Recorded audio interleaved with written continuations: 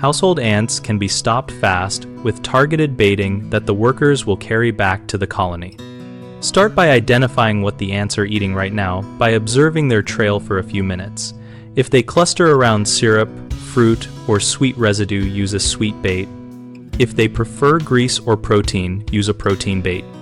Use commercially available ant bait stations or make a simple bait by mixing boric acid with sugar water at a low concentration so it is attractive and not repellent.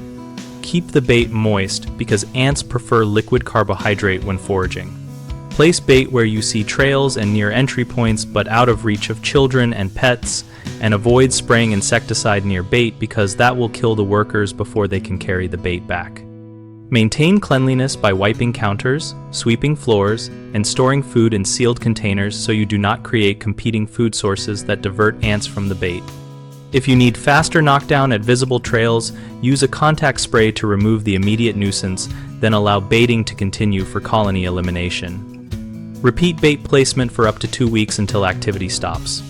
For persistent infestations, locate and seal likely entry points such as gaps around doors, windows, and pipes, and consider placing bait outside along foundation lines to intercept foragers.